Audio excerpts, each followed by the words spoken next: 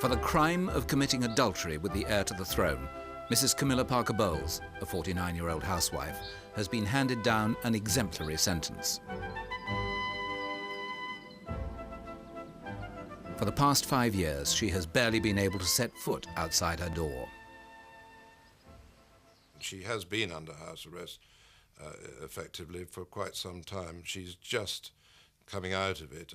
She'll go to parties given by good friends, but even so, it's still a business, and they have to go in back doors and keep watch out for the paparazzi and run the gauntlet as she did outside the Ritz a year or so ago. October the 10th, 1995, and the attentions of the gentlemen of the press are as rough and ready as ever. An early attempt by the loving couple to be seen together in public ends in chaos. The prince leaves the party separately, not yet ready to be photographed with the woman he loves. If he wants her badly enough, he will come out and either say, "This is the woman I intend to marry, and I hope you will all be understanding," or he will say, "This is the woman I shall be spending a lot more time with, and therefore you better get used to the idea." The problem for Charles is that the population is still in love with Princess Diana. It doesn't think so much of Camilla. I have known Camilla for 20, 30 years, and I've always found her extremely attractive.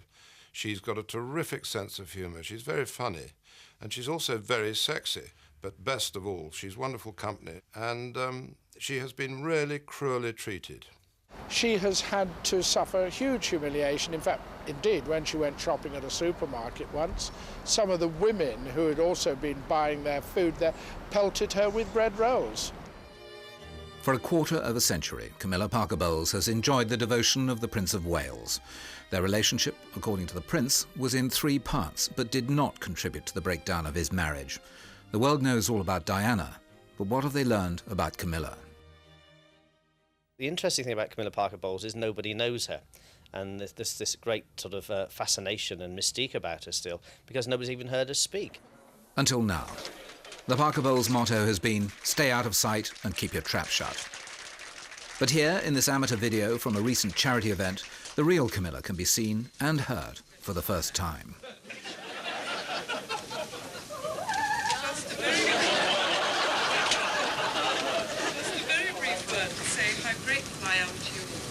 Especially the artists for coming here tonight and supporting so generously such a deserving cause. It is particularly poignant to me and my family, as my mother died last year as a result of this terrible disease. Having witnessed the misery and the pain it causes, I felt I had to try and do something to help others suffering such distress. So I hope the money raised this evening will go a little way towards funding research for this very worthwhile cause.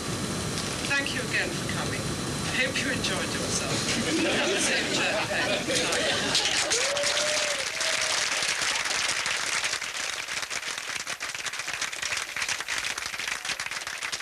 What has brought Camilla out of the shadows is her newly acquired role as patron of the National Osteoporosis Society.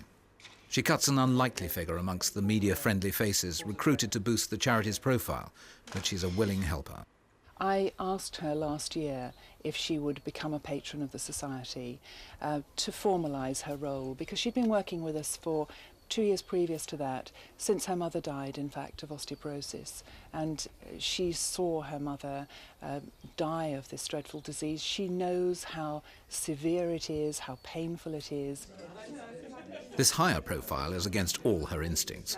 Can she overcome her legendary reticence and become a persuasive figure? She certainly has the ability to communicate well on an individual level and among a small group.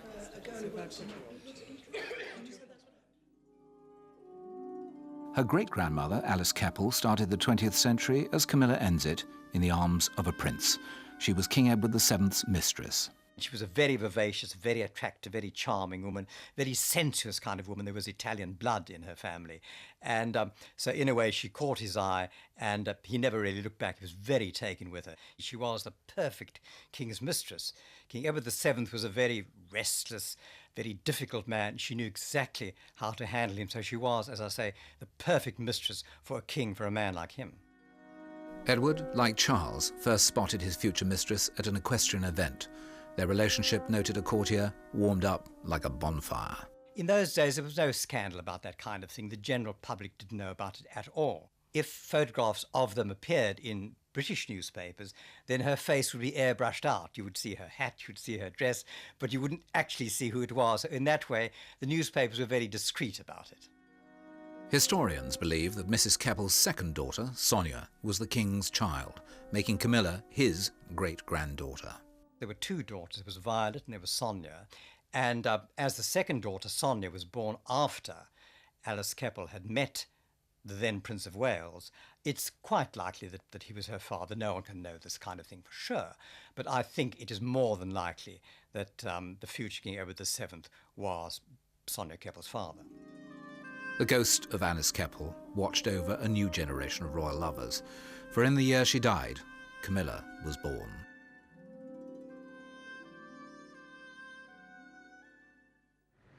Her grandfather's name was Cubitt. His family of builders were raised to the peerage for having built London's most fashionable district, Belgravia. But it is from her father, Bruce Shand, that much of Camilla's doughty and complex character is inherited. The Shands weren't aristocrats, but wealthy merchants. From them came a son who helped create the Labour Party, and who was jilted by a fiancé who preferred to marry Oscar Wilde. Camilla's Shand grandfather counted amongst his friends the 20th century's greatest architects. Those Shands married often and took particular pleasure in their many encounters with the opposite sex. Camilla Rosemary Shand was born at King's College Hospital, London, on July the 17th, 1947, and grew up in the country. She was very, very pretty, very sort of, always very nicely turned out, and always seemed to be in a position of control somehow. She was not quite organising events, but she was definitely the centre of attraction. 16 months younger than Camilla, Prince Charles's birth in November 1948 assured the continuation of a dynasty still haunted by the abdication only 12 years before of King Edward VIII. At the coronation 5 years later, courtiers convinced themselves that the child of so reliable a monarch as Queen Elizabeth would never risk the throne merely for the love of a woman. On the balcony that day, a young page boy called Andrew Parker Bowles.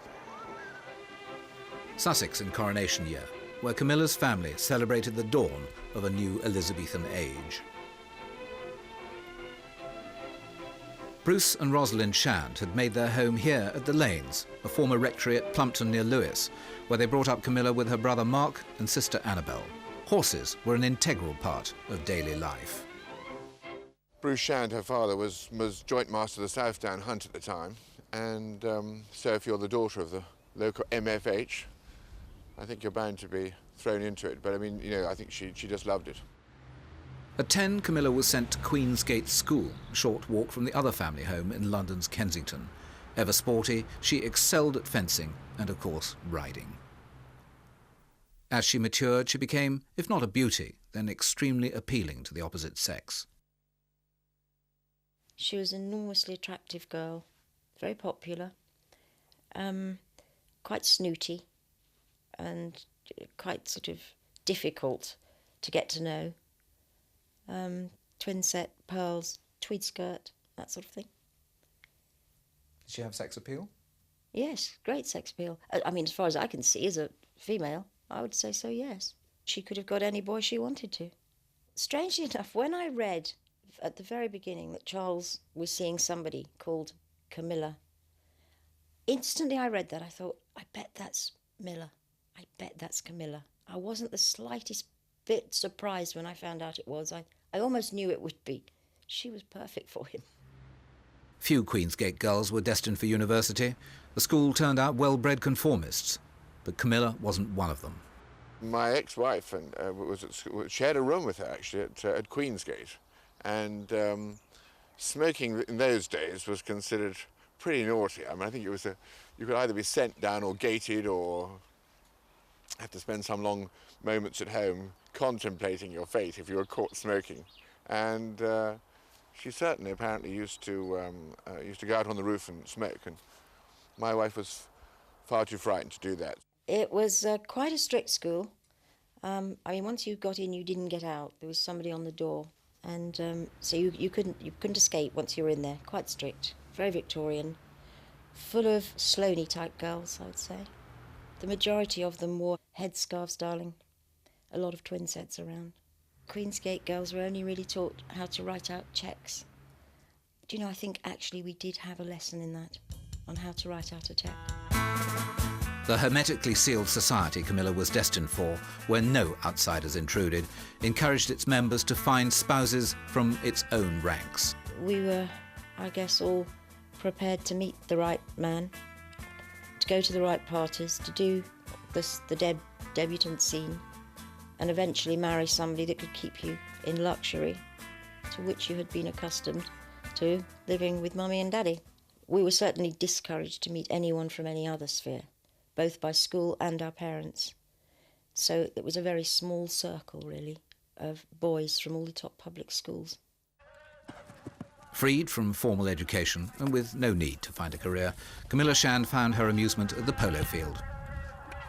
In the early 70s, still a relic of empire, polo at Smith's Lawn in the shadow of Windsor Castle was an enclosed world for tough guys and beautiful girls. Today they talk about chucker charlottes, whereby girls go there to pick up their future husband. And there was always something nice to drink and the weather would be decent, and it's not like sort of standing on a freezing grouse moor. Polo's always been the great summer game, and all the young guards officers who'd be stationed at Windsor would naturally play at guards.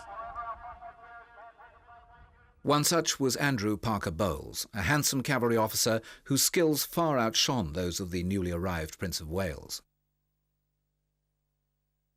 Among the prettiest girls at Smith's Lawn, Jane Ward was one of the chucker charlottes to catch the Prince's eye.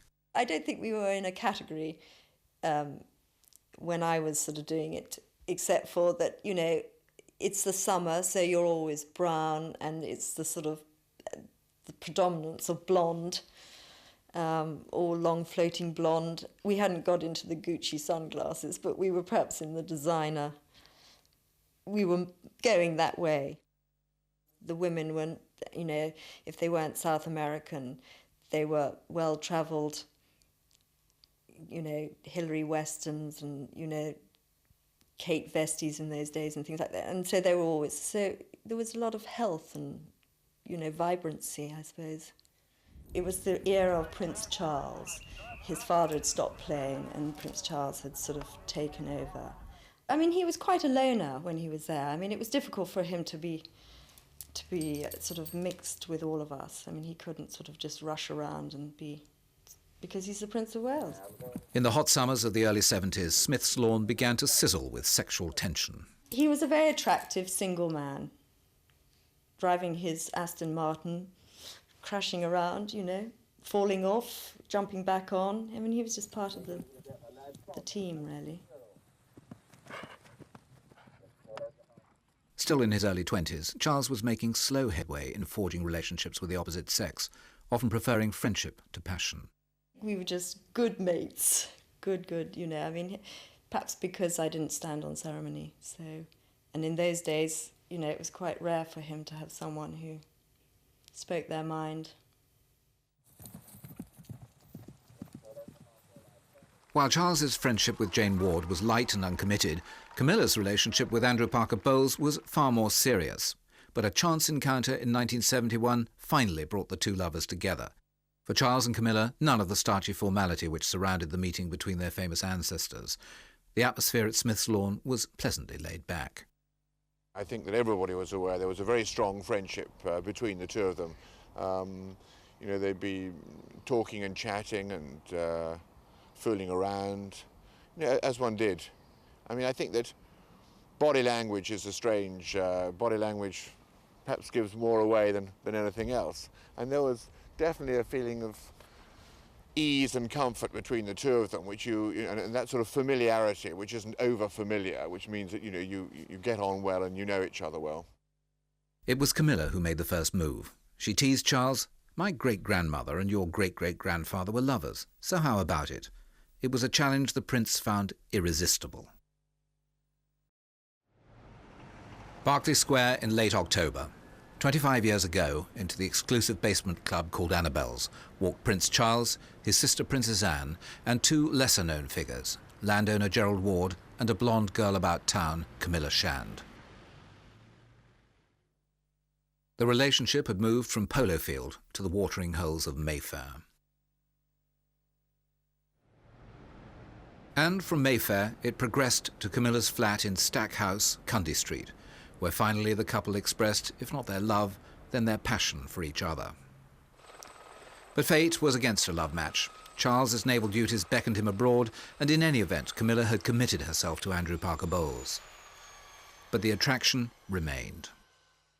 In the case of Prince Charles, and here I only surmise, he apparently thought he was too young, which is a perfectly normal reaction to get married at that time.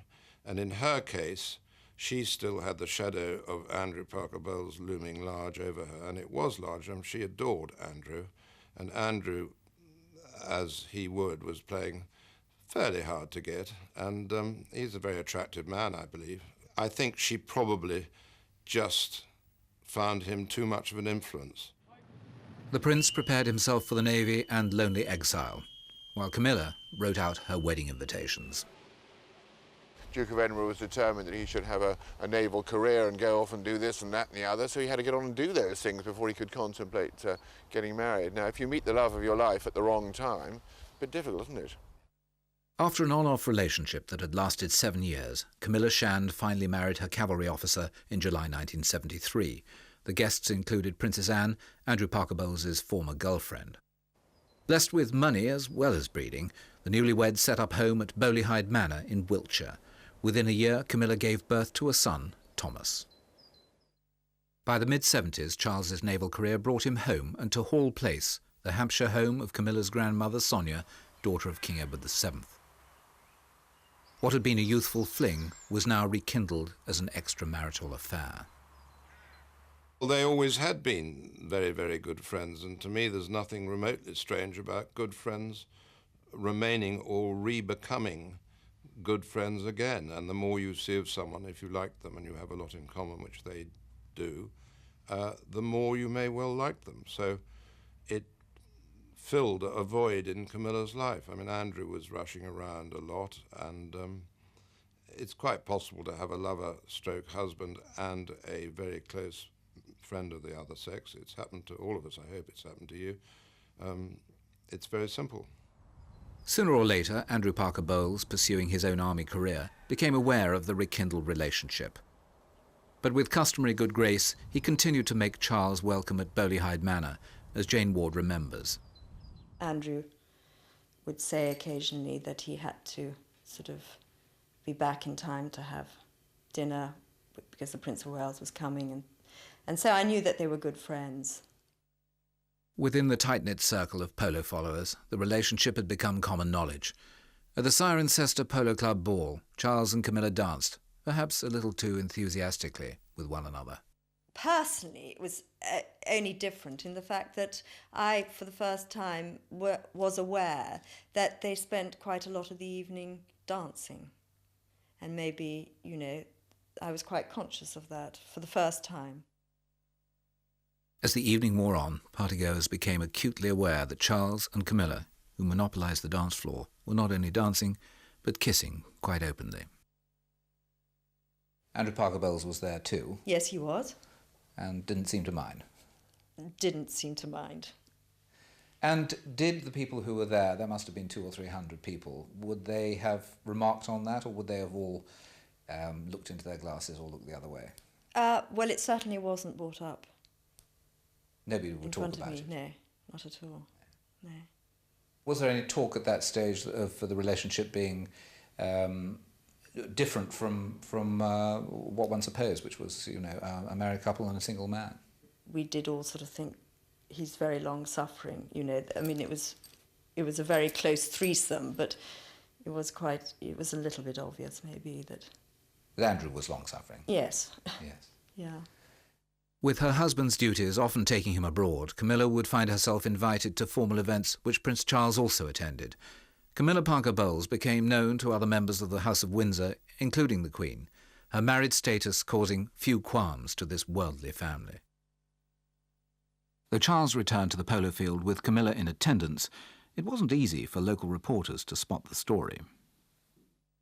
Camilla was an ever-present at all the kind of various equestrian events that the Prince of Wales attended, and at that stage one could have been forgiven for thinking that the relationship was going to go somewhere. Even though she was married to Andrew Parker Bowles, there was a real kind of sexual chemistry between them even at that time. I used to speak to her on the phone probably once a week, probably for at least 10 years. Little did I know I was missing the greatest story in history, knowing that what was going on behind closed doors.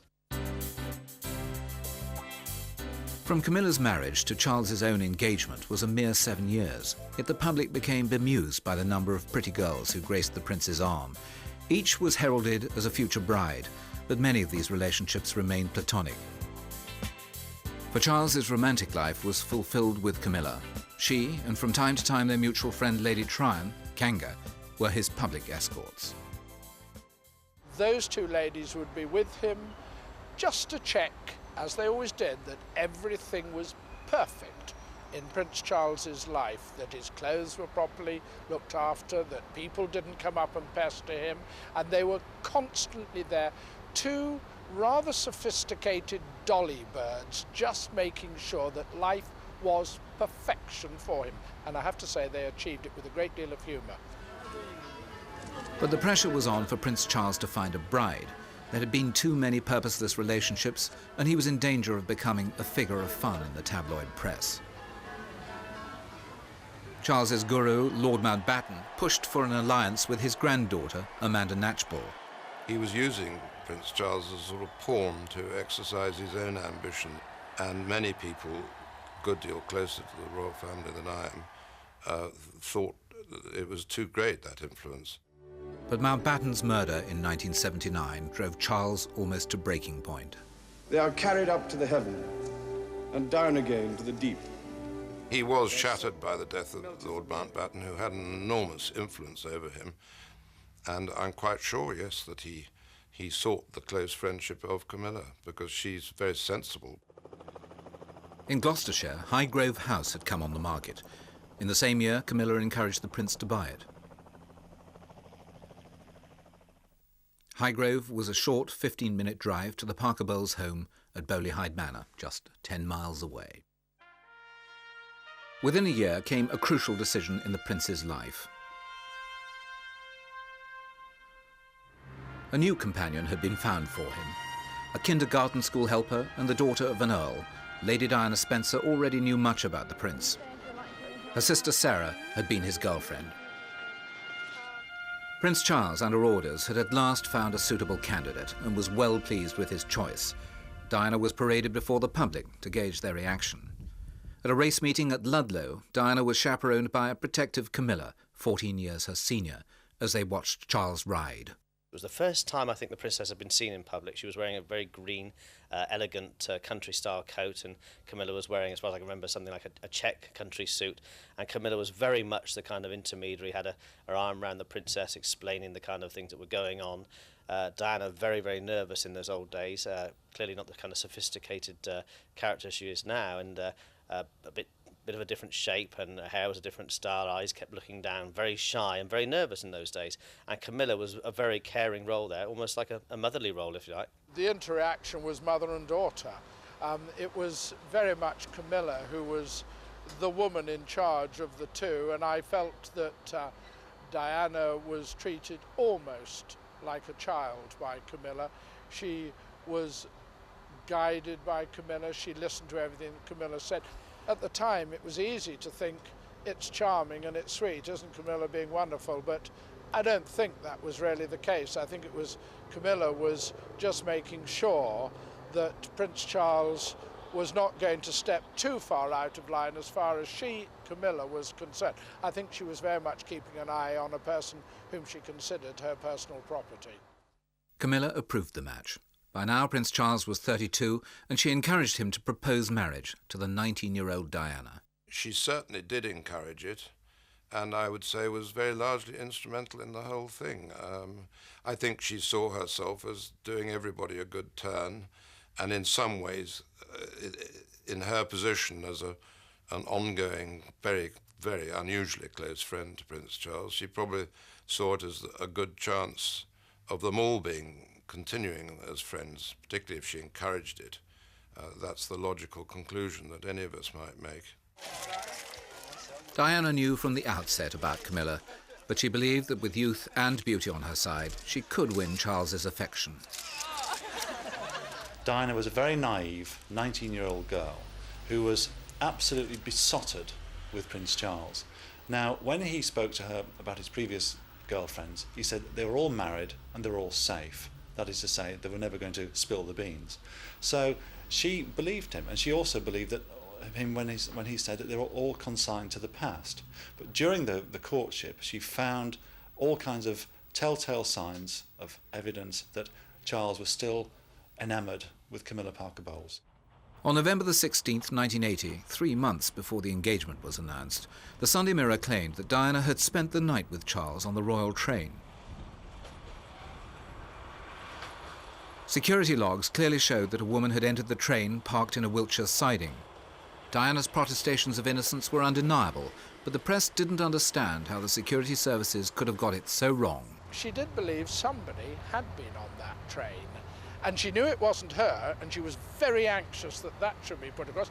Maybe it was a shot across the brows to Prince Charles to say, you know, OK, somebody was on the train, but mate, it wasn't me.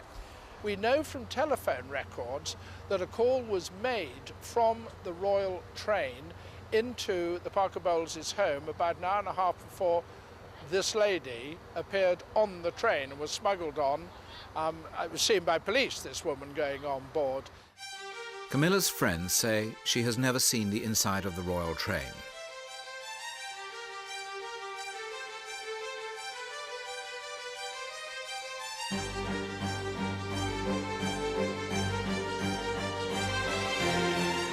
But when Prince Charles took off for a scheduled tour of Australia, Diana's public tears were thought to show how much she was missing the love of her life. Even on the announcement of their engagement, when it came to Charles being asked to publicly pledge his love for her, he was found wanting. And I suppose in love. Of course. Whatever in love means. Yes. I cannot believe that she didn't realise that there was a very, very close relationship, certainly a sexual one, between Prince Charles and Camilla. I don't think women miss things like that, and certainly not Lady Diana Spencer. July 1981. 2 nights before the royal wedding, crowds gather in the Mall for the greatest royal showpiece since the coronation nearly 30 years before.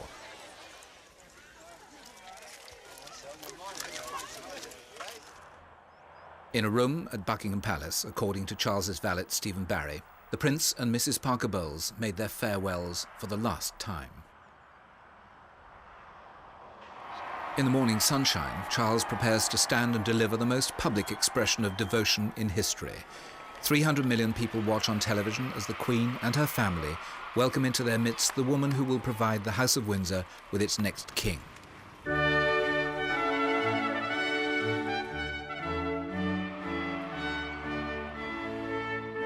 But all is not what it seems, for Diana's eyes are not on the altar, but looking among the congregation. I remember Diana talking to her friends about the day that she got married and the moment that she walked down the aisle at St Paul's Cathedral. And she remembers seeing Camilla Parker Bowles standing there with her son Tom. She remembers that she was wearing a grey pillbox hat and a grey suit.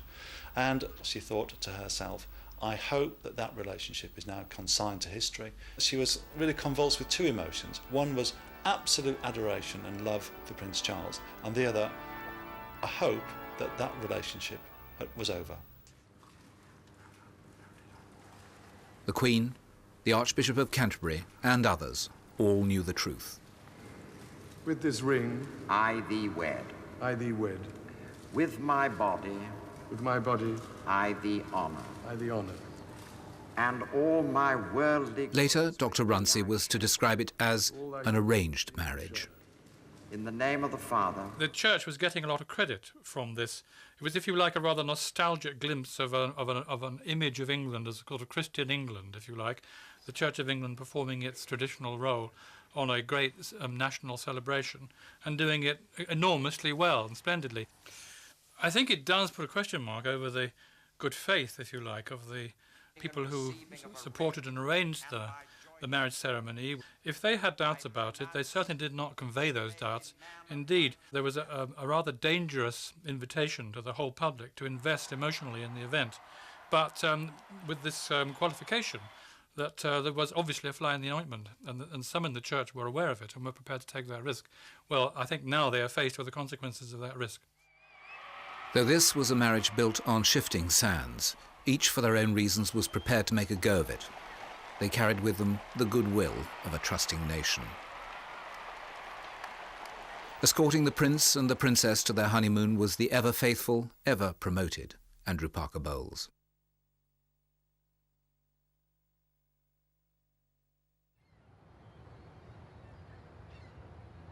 But even the best intentions can founder on something as trivial as a small photograph.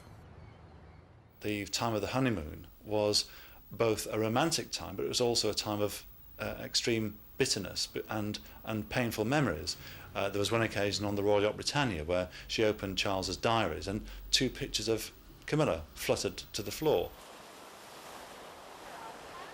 Charles's biographer, Jonathan Dimbleby, described the prince on his honeymoon like this. He seemed to go out of his way to avoid the moments of intimacy with her that she craved. But Diana's problems encouraged little intimacy. Bulimia, a reaction to the unprecedented strain she had undergone, became a concern. Soon after these pictures were taken at Balmoral, a psychiatrist was summoned from London. A chill had descended on the fairy tale marriage that was not yet a month old.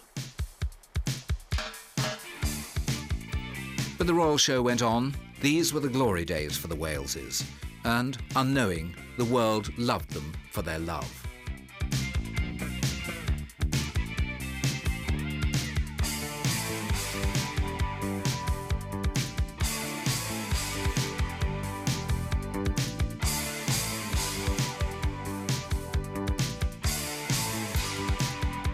But with a marriage that was terminally damaged almost from the start, Charles's thoughts were often with Camilla. She realised that he was so unhappy with Diana. I'm not saying whose fault it was, but was so miserable in that marriage, I would say within weeks of it, of the actual ceremony at St. Paul's. I think that she gave such sympathy to Prince Charles and wanted to help so much and felt so much for this man, whom she adored, that I think very fast the affections that had been there, which both had tried to suppress, came flooding back, and she gave herself completely to Charles, and I think to the exclusion of her husband. For a time, parenthood helped cement the royal marriage, but both parties acknowledged that it was over soon after the birth of Prince Harry. At this photo shoot on their bucket and spade holiday with King Juan Carlos of Spain, royal observers began to notice the body language between the so-called loving couple was frigid in the summer heat. Charles left early to return to the chillier pleasures of Balmoral and the company of Mrs. Parker Bowles. But it took time for Fleet Street to grasp what was going on. Too much had been invested in creating the royal dream to see it shattered quite so soon. I was an executive on The Sun during the period in which questions began to be asked about whether or not Princess Diana and Charles were getting on. In many ways, what our reporters, Harry Arnold and Judy Wade, would come back and tell us, we didn't want to believe. They got the most severe questioning. Can you be right on this? Have you got a second source? OK, so she broke down in tears on that occasion, but perhaps he was just upset by something. It doesn't mean anything more, does it? And you would get Judy Wade saying, look at their body language, and we think, oh, God, this woman's an eccentric. She can't be right. We didn't want to believe it. Occasionally, a lucky photographer would find evidence of the real story. But for the time being, the royal team kept up a united front for the outside world. Fleet Street wanted the fairy tale and they wanted to enjoy it and they didn't want to question it. They never thought to question it. It sold lots of newspapers. Fairy tales are good for sales, and so it was fine with them. As far as they were concerned, this was the brilliant marriage of all time. Cautiously, Charles and Camilla began to holiday together. In Turkey, where the British press failed to print the photographs, and then again, a very different kind of holiday from the ones Diana favoured.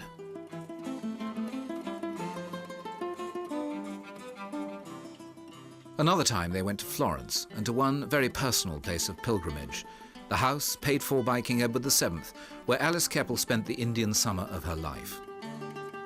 The couple indulged their love of painting, which has been one of the many points of mutual interest in their lives. Since the marriage, Diana and Camilla had barely met, but now at Sir James Goldsmith's house in Richmond in February 1989, there was an acrimonious encounter at a birthday party. He expected to go on his own. Diana insisted on coming, and they went in the car together, and she remembers him as being very uncomfortable.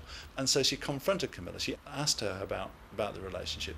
Camilla was evasive, and from that moment onwards, all Charles's friends and what she called dismissively the Highgrove set continued to perpetuate this lie that Charles and Camilla were just friends. Revenge may not have been sweet, but it was effective. Through her friends, Diana told the whole story. The publication of Andrew Morton's book was more damaging to the House of Windsor than anything since the abdication. Camilla was named for the first time as Charles's lover. There was a public finger being pointed at her by the one person who is able to manipulate the media, because she is very beautiful, the Princess of Wales, and can be very persuasive when she's in the right mood. And she had a nation crying with her or for her. Therefore, they had to have, if they've got her as the good fairy, they've got to have a wicked witch, and that was poor old Camille. And she got it right between the eyes. June 1992. Named as the guilty accomplice in Charles's adultery, Camilla Parker Bowles is left, not for the last time, to cope alone. On the eve of publication of Andrew Morton's book, and with the contents already known, she braves the press by making an appearance at Smith's Lawn, the very place where 20 years before she sealed her love with Charles. She is invited to take tea with the Queen. Country houses with high walls and tight-lipped staff had for some time provided sanctuary. Garraby, Yorkshire seat of the Earl of Halifax. Eaton Hall, home of the Duchess of Westminster.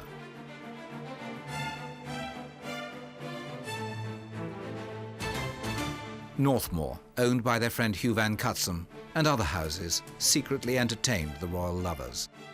At Middlewick, Camilla's new home, the seeds of a disaster even greater than Andrew Morton's book were being sown. On January the 10th, 1993, the high-octane contents of a late-night telephone call, intercepted and taped 3 years before, were published in the newspapers. The Camilla-gate scandal was on. I can't bear a Sunday night without you. It's like that programme Stop a Week. I can't stop a week without you. Obviously, she was absolutely shattered, as anyone would be, because this was akin to allowing the general public into her bedroom, and it was a horrible thing to happen to anyone. Of course, the conversation was banal, even sort of mildly lavatorially obscene, but that is the way people talk sometimes, not for publication. It's a terrible intrusion, possibly the most painful intrusion of her life, I would say. There was no protection against the ensuing press siege. Reaction against Camilla was swift and ferocious. Charles attempted to visit Camilla, huddled under rugs in the back seat of a chauffeur-driven car. The indignity of a future king forced to hide in such a way was not lost on the general public. But it was Camilla who bore the brunt of their disgust. She was fighting, if that's the right word, with both hands tied behind her back. And she had nowhere to go, and it was obviously more difficult for her to see Prince Charles, who was by then her closest friend. Her girlfriends were about the only ones who could get to her at that time. She's got 4 or 5 very close lady friends. She had difficulty in going out in public, and therefore difficulty in communicating and seeing people. As she emerged in customary silence from this latest controversy, it became clear that Camilla's problem was one of public perception. Whatever her attributes, and her friends claim there are many, she was inevitably and unfavourably compared with the Princess of Wales. It's largely because of the way the two women look, and let's face it, the Princess of Wales looks a lot better than Mrs. Parker Bowles, fine woman though she may well be. But Diana is still young and radiant and hugely attractive, photographs beautifully. Camilla photographs less well. Somehow her public perception just comes across as all wrong and all bad, and she infuriates people. And when her pictures appear in the newspapers, I know newspaper editors are besieged with letters from readers. Why are you showing that woman's picture in your paper? We don't want to see her. Charles had his own reputation to salvage after Camilla Gate. Oblivious to the consequences, he confessed to Jonathan Dimbleby on television that he had been an adulterer.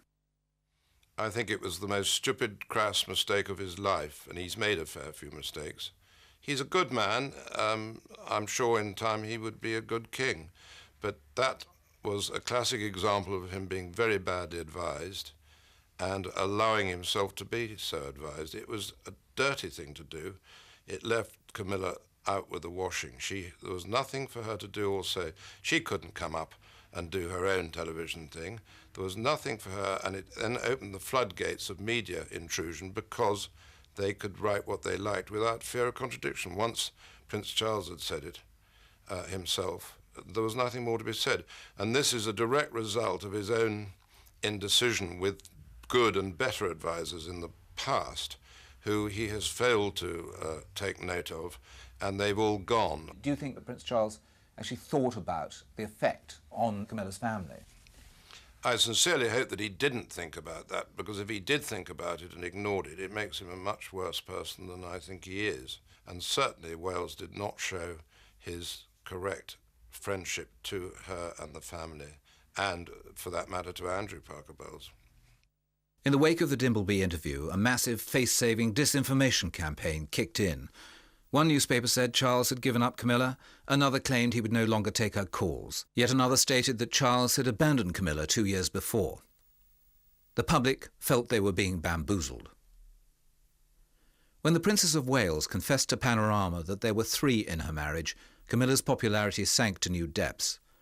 Once again, the opinion polls showed that it was Camilla who was bearing the brunt of public dismay. With the adultery now out in the open, Andrew Parker Bowles had little option but to call for a divorce. Ever resilient, he happily remarried to old friend Rosemary Pitman.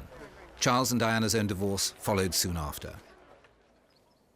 Camilla started a new life here, alone, at Ray Mill House in Wiltshire, 10 miles from Highgrove.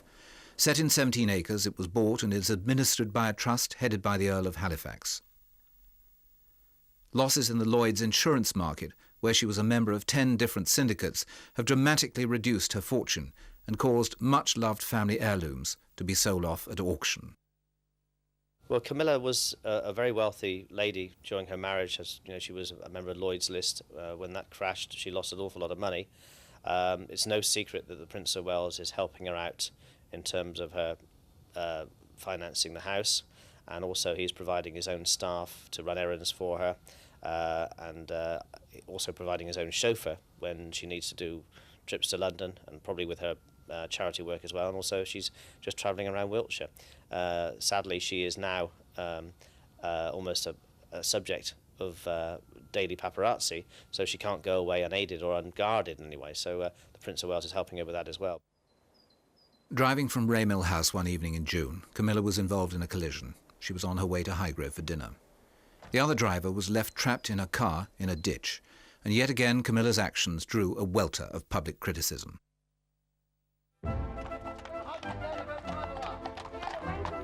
Camilla and Charles continued to play a cautious game, Charles riding to hounds with a Beaufort hunt in the morning, Camilla in the afternoon. It seems to have occurred to neither that such a pursuit is not the easiest way to earn the public's approval. By the laws of the church and old convention, she hasn't behaved terribly well. She has, it would appear, committed adultery with the Prince of Wales.